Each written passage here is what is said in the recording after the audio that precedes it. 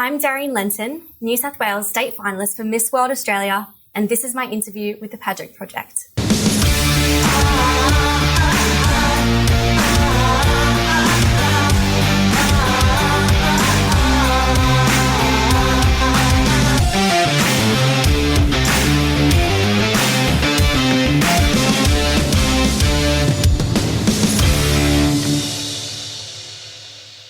Hey everyone, it's Adrian from the Pageant Project, and I'm here with Darian Lenton, who is the first person I've actually interviewed from the Miss World Australia competition. She's a New South Wales state finalist.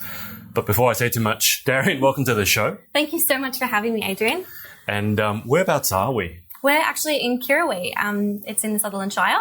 And we're in South Village. It's a new apartment complex. I can't believe. You want to tell people just how big this is? You were telling me before. Yes, it's actually huge. There's 850 apartments, and underneath us we've got lots of restaurants and supermarkets. It's really convenient. I love it here. Yeah, and so if you like the view behind Darian, it's a lovely sort of pink and purple sky goes with the top. That's where we are. Darian, so you are a state finalist for New South Wales in Miss World Australia. Yes. Why don't we start with, I guess, how you got into the crazy world of pageantry? Yeah. To begin with, so how did your journey start? That's a great question. So. It's actually a really interesting one. I did my portfolio because I wanted to get into modelling only about a year ago. Right. And prior to that, I hadn't had any modelling or pageantry experience. So this is quite new for me. Yeah. And so about 6 to 12 months ago, sometime in there, I was on Instagram and I saw a sponsored post from Miss World Australia. Okay, right. And that's actually where it started. Right. So I applied and I was selected to compete in the preliminary state finals, and there were 3 heats for that for New South Wales. So I competed in the last one of those. Yeah. And you got the nice hotel. I did. The one I went to was in Chatswood Chase, which I like Chatswood Chase, but it's not quite a nice hotel. The building that we were in was stunning. It was at Sir Stamford at Circular Quay. It was gorgeous. I loved it. And I was really pleasantly surprised that I made it through, having no experience. But I think I was just really confident and fun and just made the most of it. And here we are. So you said you saw a sponsored post. Yes. But I mean, a lot of people can see a sponsored post and not take action. So obviously that post must have caught your attention for some reason. Yeah. So what did it trigger in you that made you think, okay, I want to enter this versus just, doing the scrolling thing? That's a fantastic question. I actually haven't thought about that before, but I think the reason why I decided to enter it was because of a few reasons. One, because I absolutely love taking new opportunities. I'm a huge opportunist. Any new opportunity that comes along, I want to take it. Yep. So that was one reason. And I think also because I'm really passionate about making change, both in my community, but hopefully nationally and even globally one day. And I thought that this would be a fantastic opportunity just to use it as a platform, I guess, to become a global leader in just things that I'm passionate about. So, I think that's kind of what made me take the leap. And what are the sorts of things that you're passionate about? And you mentioned a couple of them before the interview, but give us an idea as to the things that you're really passionate about that you want to make a difference in. Yeah, so there's 2, I guess, main areas that really interest me. One of them is environmental sustainability. So I'm really, really passionate about making global change in that, especially in educating people and how they can make their own changes. I think the key with sustainability is not everyone has to do it perfectly, but just everyone trying to do something, and that's where real difference is made. So that's probably one reason, one thing that I'm passionate about. The other would be human rights and especially child protection in Australia, as I grew up in the foster care system in Australia. So that's something that I really like to raise awareness for as well. Sure. I think everyone understands the environmental concerns. I mean, it came up in our recent federal election, and absolutely, I tend to think that the politicians are never really doing enough, but that's a discussion for another day.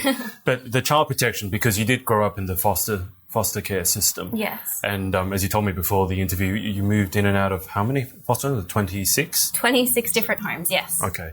So can you give us some idea? Because, I mean, you can never really tell anyone what that was like when they haven't done it. Yes. But can you do your best to give us an idea as to what that was like growing up? Because, absolutely. I mean, you're what, like 20? I'm 22 now. Yeah, so you're still extremely young. So to move 26 times, what was that like? It kind of had a lot of implications for me. One being my education. So because I was always moving house, moving schools, as well as moving homes, there was a lot of things in my education that I either learnt twice or I skipped completely. Yeah. So there was a lot of things in my education that I was far behind in and that I really struggled with, particularly in high school. And then probably just the instability. I would come home from school one day and all my bags would be packed and I'd be going to the next home and I'd have no idea. And sometimes that meant moving to a different school. Right. So I'd just seen all my friends for the last time at that school and I had no idea. And then that was traumatic for me, obviously because I wasn't seeing my friends anymore, but also because I had this fear that my friends, I guess, were going to worry about me, that I just disappeared. Yeah. They didn't understand why I left and why I didn't tell them. I didn't want them to think that I had anything against them or anything like that. Yeah. That was a really big stressor for me. Even though it was only primary school, it really affected my social skills and my ability to make and keep friends because I was scared of losing them. It had a lot of effects on me. I can imagine. Can you tell us why would that situation occur when you would come home and your bags were packed? I mean, was it something that the foster parents had said I have no idea, so I don't want to offend you. Of course. But was it like they said they didn't want you and you moved on? Was it the system that said, no, you've had enough time here? Now, I can't believe it was, but why would you be moved on? That's a great question. There's a combination of things, but of course, being a foster child, they don't want to tell you that. Even when I was first removed from my mother's care, I wasn't even told what was going on. Right. So when I was taken from my mum, I didn't know who was taking me. I thought I was actually being kidnapped, which was also a really traumatic part of it. Yeah. How old were you when that happened? I was 8. God. So, and it was from my own doorstep, and I didn't know who was taking me, why they were taking me. All of a sudden, I was just in a new home, and I thought that this family had stolen me. No one had explained to me why they were doing this for me and that it was for my own well-being. And then, but there's different types of care. There's emergency, short-term and long-term, and that the only thing that differs between the three of them is the length of time. Sure. So if I had kind of used up my time, the carer kind of is in a position where they have to say, look, either put us on a contract with a longer term or they need to be removed. Other times, I guess, they might find it too difficult. Even their own children, my foster siblings might not be getting along with me. Whatever it is, there's lots of reasons that could cause me to have to be removed suddenly from the home. But you're never told? No. I was too young, I guess. Right. I think maybe if I was a teenager, things would have been different, but I spent the bulk of my foster care time in primary school and early high school. Wow. But I mean, still as an 8-year-old, if you don't know why you've been taken away from home, it doesn't matter whether you might understand all the bits and pieces, but I kind of think you should have been told something. Otherwise, I totally agree with you. Otherwise, I mean, you don't know. Like, you literally might think you've been kidnapped and these people just want to pretend that you're their daughter. Exactly. And it was really scary as well. I remember one time, because I was still with that first home, I still genuinely believed that they had stolen me, I guess. Yeah. And I tried to run away as an 8-year-old. That's what I would have thought. Like, I'm going to run away and go back home. Yeah. So I caught the wrong bus home from school intentionally. And police got involved and I got in so much trouble, but I still didn't understand why. And that police were protecting, I guess, the foster parents. Yeah. In my eyes, the people who had stolen me. It was really confusing time for me. But that's what I would have figured. That's what I would have done if I was taken away from my home. The first thing I would do is try and get back. I think my reaction was perfectly natural. Yeah, absolutely. But because I was made to feel like my reaction was not natural and that I should be in trouble for that, it really, I think, interrupted my development and gave me a lot of anxiety and made me, especially as an adult and a teenager, feel like everything was my fault. Yeah. So it's affected me really long term. Yeah. But it's pretty crazy. I've got to say, I've interviewed a lot of young women and even older women and even men, to be fair. A lot of them have this fear that they're not good enough. And the fear of rejection is absolutely massive. Yeah. I can't imagine, correct me if I'm wrong, but I can't imagine that being moved 26 times is good for a young woman's self-esteem. Absolutely not. Especially because I didn't know why I was being moved. Every time it got to a point where every time I believed that it was my fault, that they didn't like me, that I wasn't a good enough daughter, whatever it was. It was shocking. So how did you deal with that? Because I know people who have a lot more of a minor trauma. It's not even a trauma, and they feel hugely rejected. How did you deal with something like that? I think because it was just such a normal for me, as shocking as that sounds, I just thought it was my life. And I was always upset. Yeah. I would cry at school, which I'd be bullied for. And it was a problem because I didn't know what was going on. So I couldn't really explain to my friends what was going on either, or my classmates.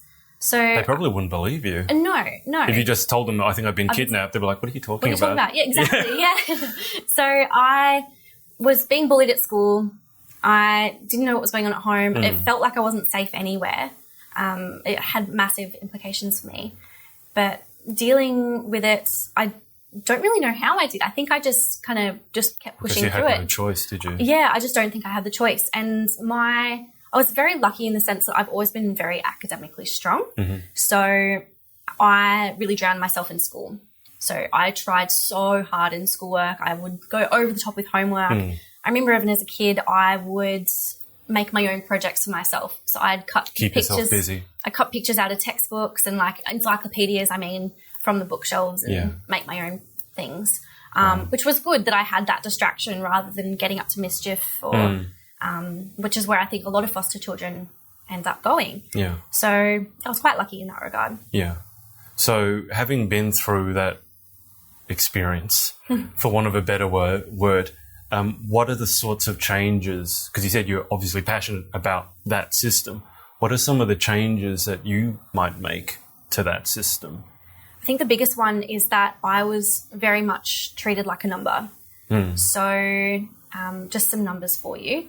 When I was first taken off my mum, it took over 400 complaints for me to be taken from my mum, from my neighbours, school, friends, parents, whoever it was, saying that I was in danger and I needed to be removed from my mum, or that they should investigate it. When I was finally removed, there were over 900, just in my town, 900 other children who urgently needed a home. So I just wasn't a priority. And which town was this? This was in Nowra, down the south coast. There was over 900 kids who also urgently needed a home, and I just wasn't a priority. So I think also as well, growing up in foster care, I never had any consistency. It was always new home, new home, new home. Yeah. It was a different person driving me from home to home.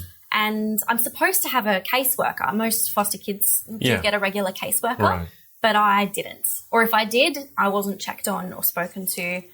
So I had no form of stability whatsoever at all, no form of consistency. And I think just the fact that, I don't know, it made me feel very unhuman, I guess. Just treated like a number. Yeah, just a number. As opposed to a person with actual feelings. Yeah. Exactly. When you said 900 children, that was in Australia, in New South Wales, or? Yes, in my town. Just in your town? Just in Nowra. Just in Nowra, there were 900. Who urgently needed a home, who weren't in foster care yet, but who needed to be removed, who like me, had several hundred complaints. I've heard a lot of numbers in my time, but that number is ridiculous. Huge, yes, and it's not like that for every town. It depends on the socioeconomic area, I've been to Nowra, but I never would have thought that Nowra. I know when I was in Nowra, I never thought, this is a place. It's a beautiful area. But it's shocking. So many people just don't know about it. And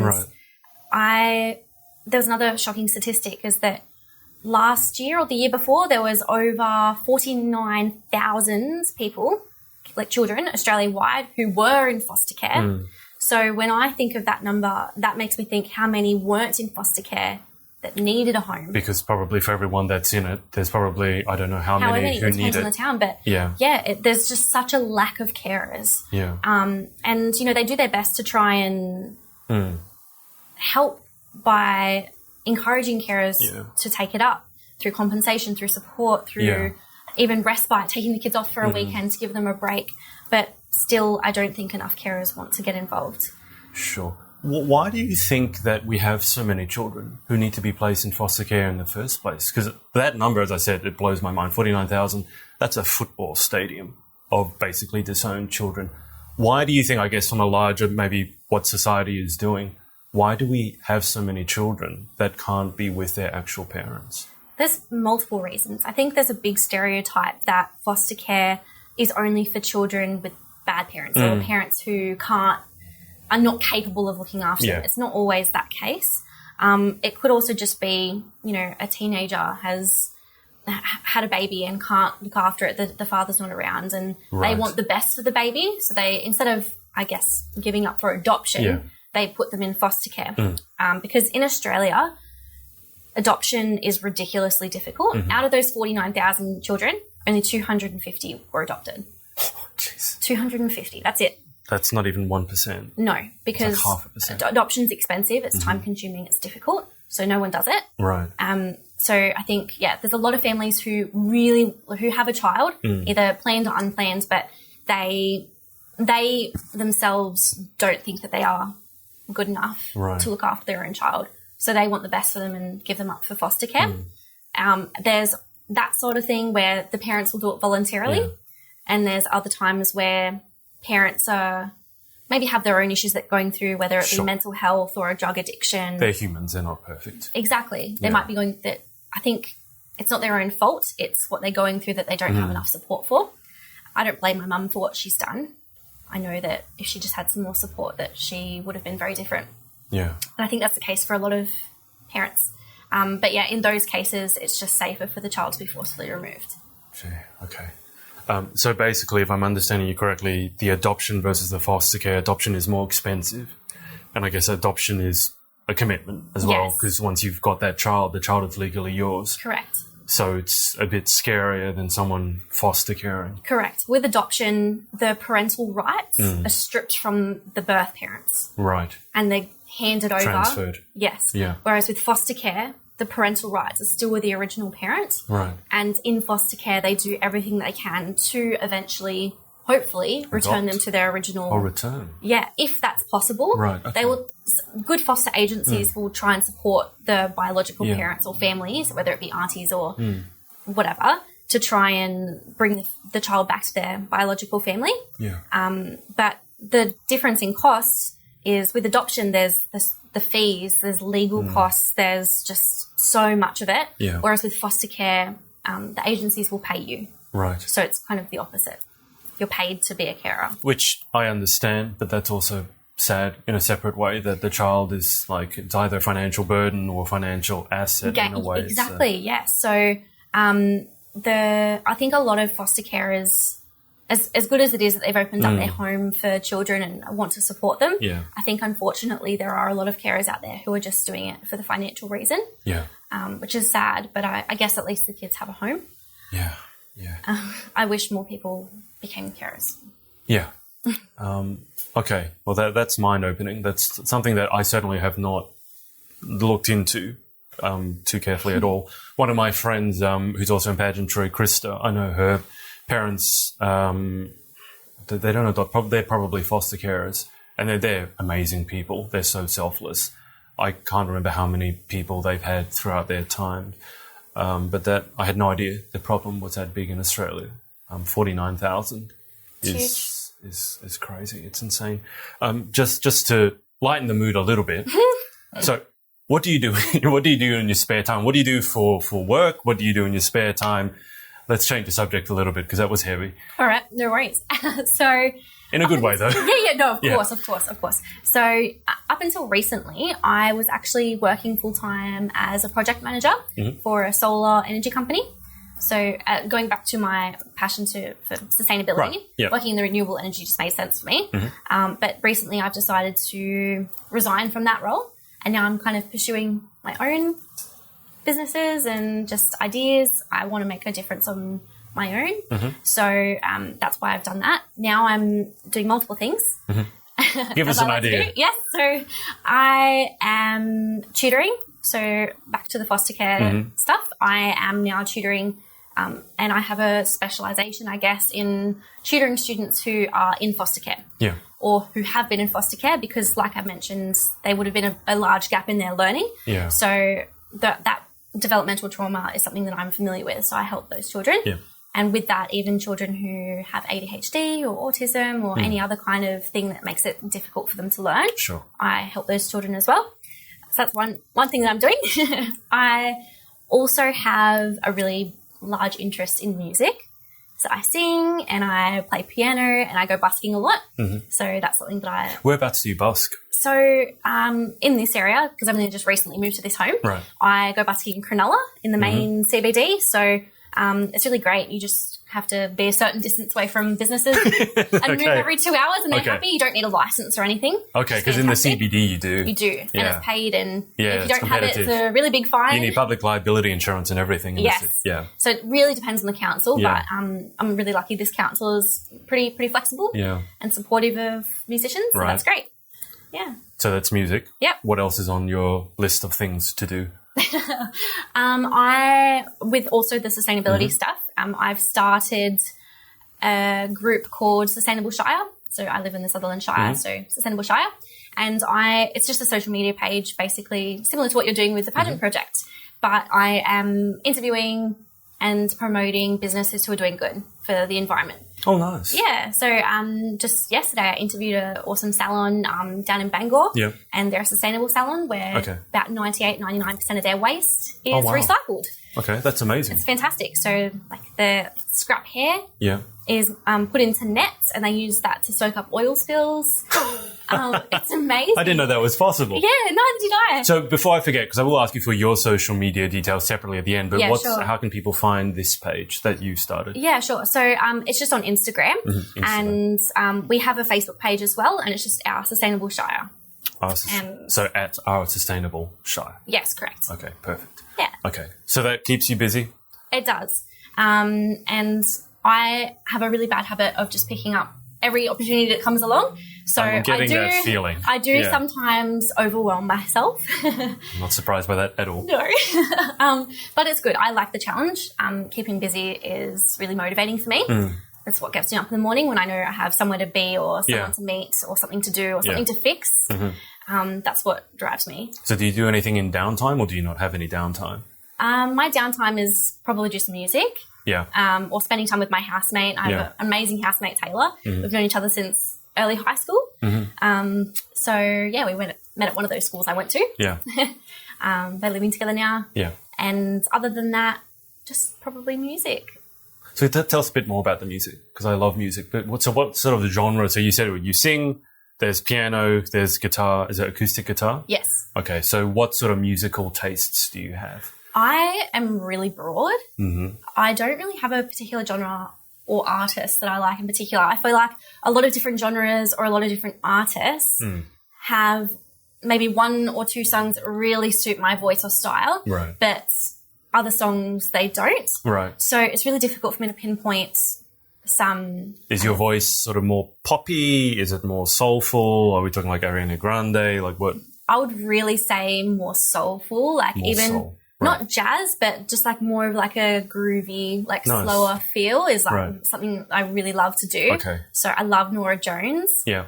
I saw Norah Jones back before she was famous. She came to the Opera House. No way. And she was kind of not really busking. She was just kind of like in sort of entry area. And I remember getting a CD from her. It's like, who's this Norah Jones? And then obviously she became Norah Jones. Literally, I had no idea who she was, and I was on my way to probably a classical concert.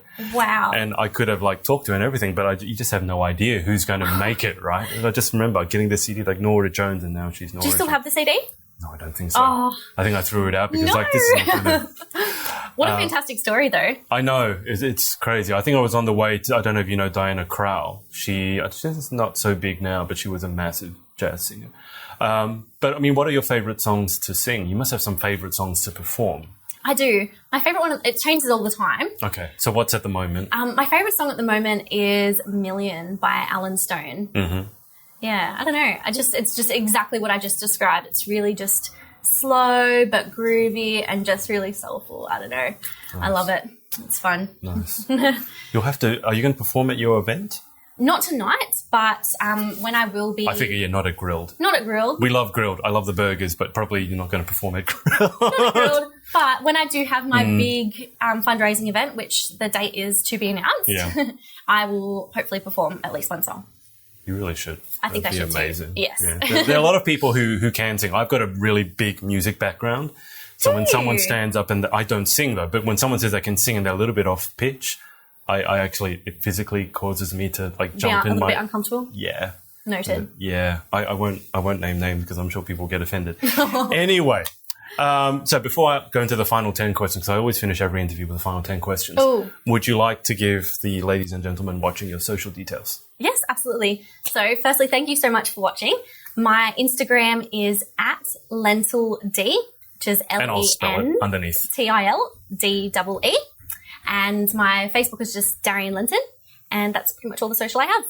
Perfect. I should ask before we get into the final 10 questions with Miss World. Yes. Because we got so involved in the foster system, I didn't really ask anything about it. But if you happen to progress to the national finals, and let's say you did really well, even won, what are you hoping to get from Miss World? Is it a chance to build your platform and continue advocating just on a larger scale? Or yes, absolutely. I just really hope it would give me some credibility.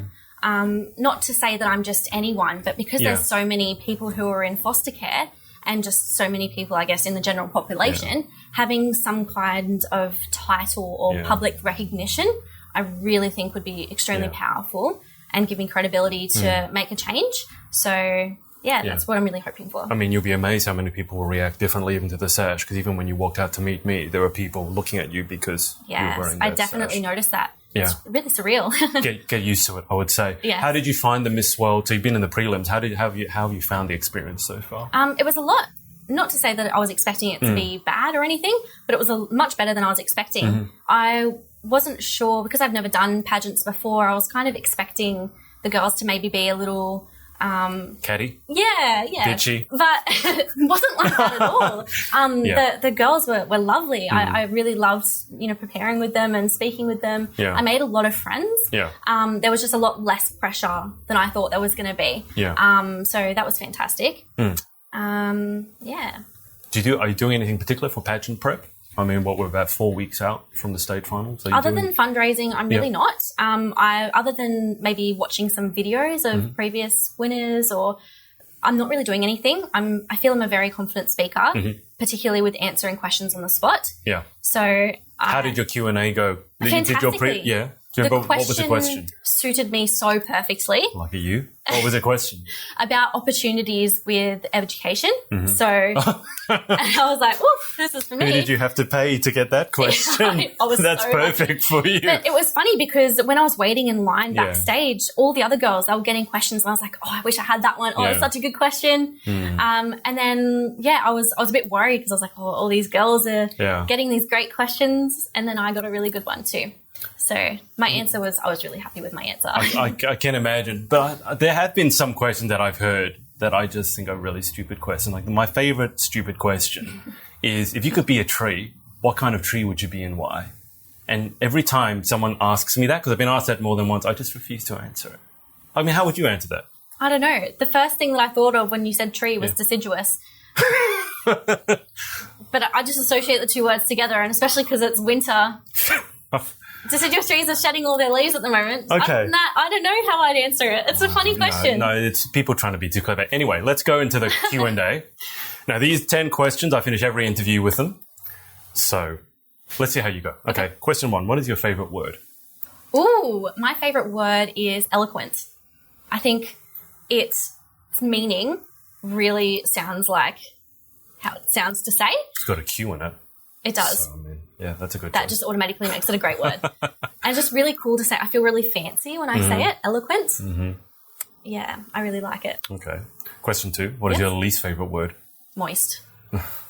It's like 50, 60, 70% of people. What is it with the word moist? It just makes me really uncomfortable to hear. I don't know why. I've had 2 people now answer that's their favourite word because it makes everyone else uncomfortable. So they like saying moist just to make... That's clever. Yeah, I don't know if it's clever. I think it's a little bit... Anyway, question 3. In life, what turns you on? What gets you excited? Ooh, people who are driven. I love surrounding myself with people who are just as driven and ambitious as me. And not many people like that. No, there's not. just letting you know. I have few friends, but quality friends for that reason. Yeah. And opportunities. Yeah. So any opportunity, I'm just like, yes, I'm taking you. All right, perfect. What about question 4? What turns you off? People who are the opposite of that. Lazy, unmotivated. Yes. I cannot stand people who don't want to do anything with themselves or take opportunities. That really makes me uncomfortable. And I can't associate myself with them unless they want to be switch. If they've been like that, they're like, wow, how do you do that? Can you help me? I'd be like, yes, my time to shine. But Sometimes people ask for help, they don't take the advice. Yes. So that is a bit even more... That's worse? Turn off. Yes. Okay. Yeah. Because they wasted your time and now they're still the same. Yes. Okay. All right. Question 5. What sound or noise do you love? Ooh, sounds. This might be really typical for a girl. I don't know, but I love babies laughing. I don't think I've ever heard that answer. Really? Mm-hmm. Yeah, I think babies laughing is like that makes me so happy. Sometimes I cry of happiness hearing a baby laugh.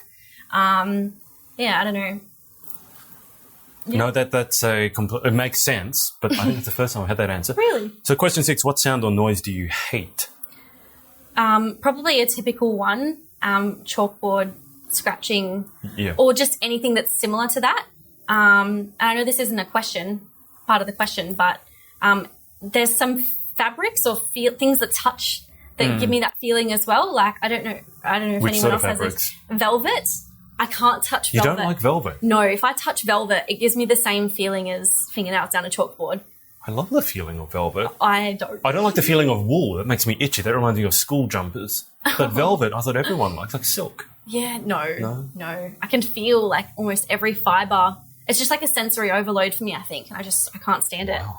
Okay. Anyway, you just reminded me of that. Okay, all right. Fingernails on the chalkboard. Yeah. Okay. Question 7. If you could have any one superpower, what would you pick and why?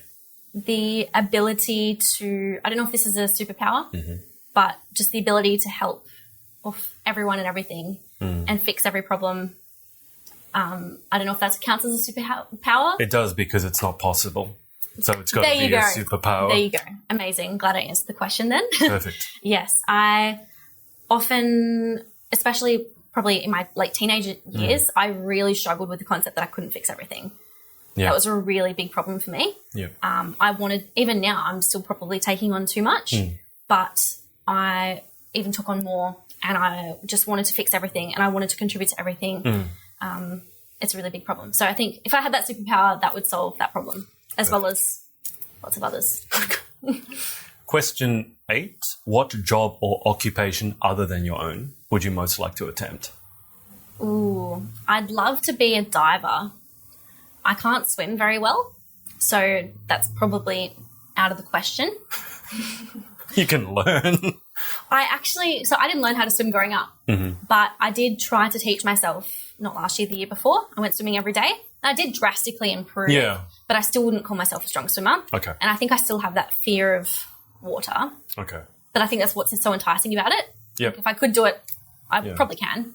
Yeah. I would be a diver. I think the ocean's so fascinating. When I did uni, I learnt that 95% of the ocean creatures aren't discovered yet. I heard that. Yeah, that's insane. That statistic just blows my mind. So, yeah, I think diving would be cool. Okay. What about what's a job or occupation that you definitely would not like to attempt?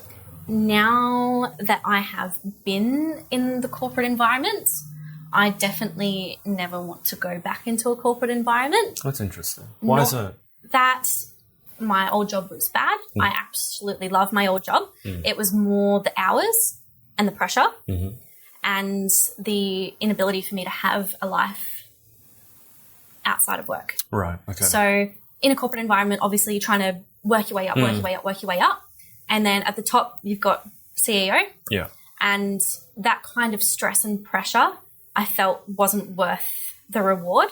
I'd prefer to find a job that has less hours, better pay, so that you can earn a similar amount in a shorter amount of time and have a more fulfilling life. I'd much prefer. Well, you strike me as someone who would handle stress and pressure well. Yes, I am.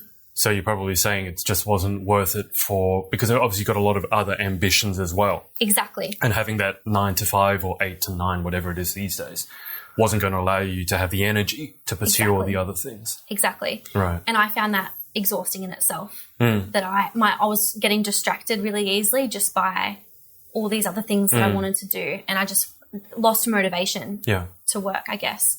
Even though I loved what I was doing, my brain doesn't have the ability to just focus on one thing. We call you multi-passionate. Yes. Yeah. Yes. But yes, I do cope with stress and pressure very well. Yeah. Which is why I did thrive in that job. I did really well. I worked my way up and it was fantastic. But I just think even though it was good, there are things that are better for me. Perfect. Okay, final question. If heaven exists, what would you like to hear God say when you arrive at the pearly gates? Ooh. I'm sorry. I'm sorry. I think there's so many things that he could be sorry for, or she. We don't know if God's a girl or a boy. I sometimes say she. What would you like to hear her ask? So I think there's just so many things in the world that people are suffering from. Yeah. And in some cases, even like myself, the suffering has been a good thing because it's helped me to grow into a different and almost a better person, I think. And that's the suffering's been good. In retrospect. But still in the middle of it, especially to kids. Going through it, yes. But then on the flip side, there's also a substantial amount of suffering, so much more than, like a much greater percentage than the type of people like me, but where they endure the suffering but never get out of it. Yeah. And that really upsets me. Yeah. And not as a direct apology to me, but just an indirect apology to the world, I guess. Yeah. Yeah, I mean, you often hear these cliches about, suffering builds character, et cetera, but when you hear, like in New Zealand, the mosque, the killings, I mean, exactly. There was no reason for that to happen to those people. So No. You can't tell me for them and their families that they're going to find a deeper... I mean, I guess maybe the families could, but yeah, Those I completely individuals, get you on that. Yeah. So that would be what I would say. Wow. Okay. Well, before we wrap up, is there anyone that you want to give a shout out to? Ooh. Or say hello to? Everyone who has shown any kind of support to me. There are so many people. I'm just so grateful because even though I'm super independent, which everyone seems to point out, I definitely couldn't have done what I have without everyone who has supported me. So thank you. Perfect. Okay. Well, thank you so much for your time. Thank you so much. Best of luck at the state finals, which at time of recording is 4 weeks away. Yes. Where's it being... Oh, I should know this. Where is it being held? At the Star. That's right. Yes. The casino. The Correct. bright lights of the city. Yes. Should be fun. It will be fun. 4 weeks away, 7th of July. Awesome. All right. I'm going to thank everyone for watching as well, and we'll see you next time. Hey, it's Adrian. Thanks so much for listening to our podcast. Make sure to subscribe to get details of our new episodes as they drop, and connect with us on social at The Pageant Project. Speak to you next.